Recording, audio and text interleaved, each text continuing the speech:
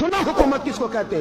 हजरत उमर गुजर रहे, फजर की नमाज के बाद 2 गलियां रह गई हैं, आज पूरा नहीं हो सका आपका दौरा। एक छप्पर है छोटा सा, बूढ़ी अम्मा बैठी है, उमर फारूक गुजरने लगे, बूढ़ी को परेशान देखा, अम्मा जी इजाजत हो तो अंदर आ जाऊं? बूढ़ी कहने लगी चल दौड़ जा, अपना काम कर, क्यों इजाजत दूं? तेरी मेहरबानी अम्मा, आने दो। क्या दौड़ जा? तेरी मेहरबानी अम्मा, गुजारिश है, चलो आ जाओ। अंदर आ गए उमर फारूक।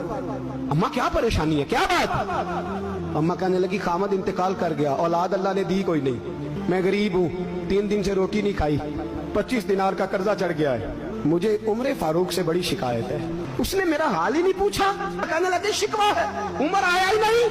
तो उमर कहने लगे अम्मा उमर को क्या पता कि तू इस हाल में है? कहती है नहीं पता उमर को, तो उमर से कहो छोड़ दे हुकूमत, उसके हवाले करे जो खबर रख सकता है। हजरत सैयदना नाफे फरमाते हैं जिसके सामने किसरा और रूम के बादशाह कांपा करते थे, मैंने उस उमर को बूढ़ी अम्मा के सामने कांपते हुए देखा।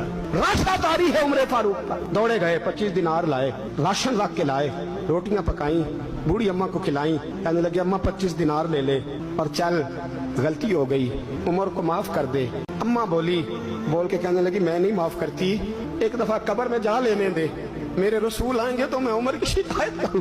अमीरुल मोमिनीन होके उमर फारूक अम्मा के कदमों में बैठ गए, कहने लगे अम्मा उमर कमजोर है, हुजूर का सामना नहीं कर सकता, तेरी मेहरबानी नबी पाक के सामने शिकायत ना करना। अम्मा कहने लगी चल मैं तेरी खातर माफ कर देती।